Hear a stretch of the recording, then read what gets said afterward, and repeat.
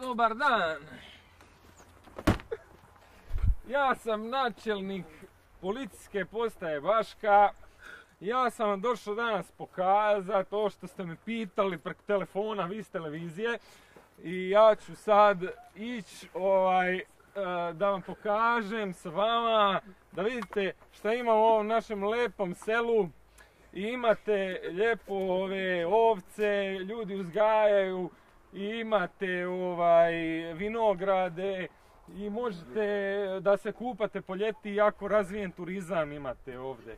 I onda ja ću vas provesti da vidite okolo sa drugim ljudima iz sela kakvih ima dogodovština ovdje na ovim mjestima. 1, 2, Polizei, 3, 4, Grenadier, 5, 6, alte Keks, 7, 8, gute Nacht. 1, 2, Polizei, 3, 4, Grenadier, 5, 6, alte Keks, 7, 8, gute Nacht. 1, 2, Polizei, 3, 4, Grenadier, 5, 6, alte Keks, 7, 8, gute Nacht. 1, 2, Polizei, 3, 4, Grenadier, 5, 6, alte Keks, 7, 8, gute Nacht.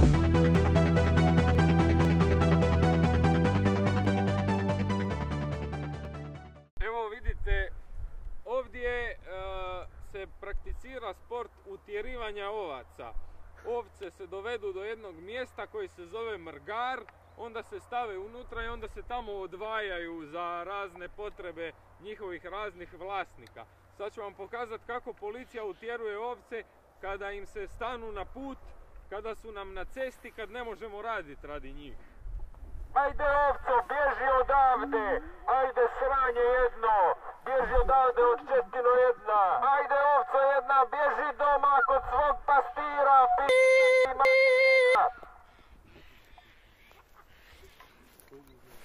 Evo, hoćete pogledati ovce. Pogledajte. Evo, to su ovce. Neki pastiri, kad nema više švabica na Baščanskoj plaži, po zimi griju se i iskorištavaju ove krznate životinjice. Oho, dobar dan. Kako ste? Ovo je bivši direktor od jednih od najjačih suhih marina na sjevernom Jadranu. I on će nas danas malo uputiti u to kako je propala jedna od najjačih firma AC Marina u Baški. Pa recite nam, gospodine, kako to da od te vaše silne, velike, suhe marine ostalo je samo ovo, a imali ste velike jahte i sve, i ostala je samo ova trula barka, evo. Ispričajte vi nama, zašto? Inflacija. Inflacija se desila. I onda? Sve kamo vizor. Dobro. I kako, zašto je došlo do zastaja proizvodnje u tom sektoru? Evo, ne znam. Možete tamo snimiti ove propale hale.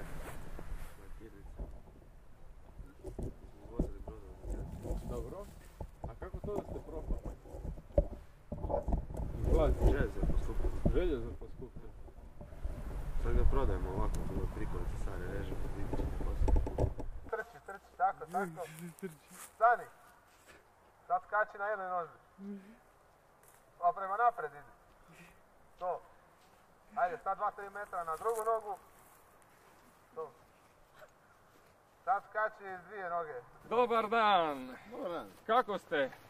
Evo, super, idem, evo. Evo, Dečki vidite... treniraju.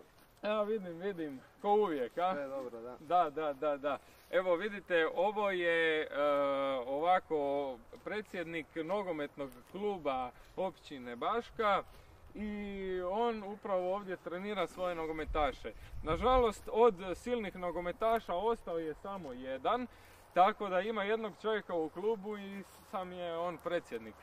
Pa recite mi, kako ste vi sa 11 igrača perfektna, imali ste, mogli su vam svi praktički igrači ići na reprezentaciju nacionalnu, ali ostali ste na samo jednom igraču. Kako se to dogodilo?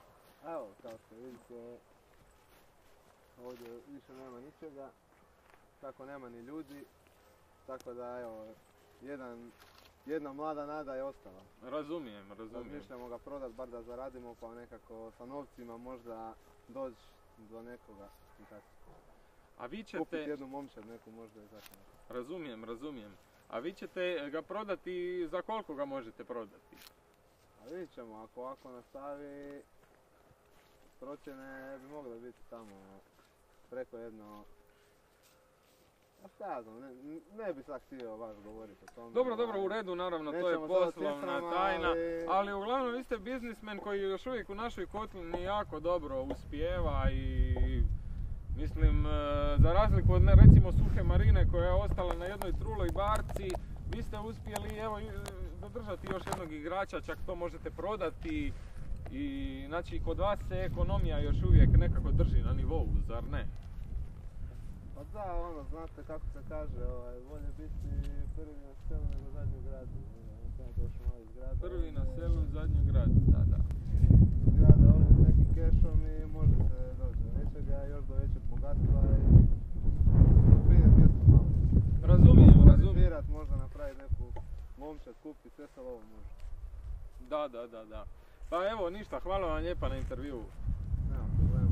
Doviđenja. 1, 2, Polizei, 3, 4, Grenadier, 5, 6, alte Keks, 7, 8, gute Nacht. 1, 2, Polizei, 3, 4.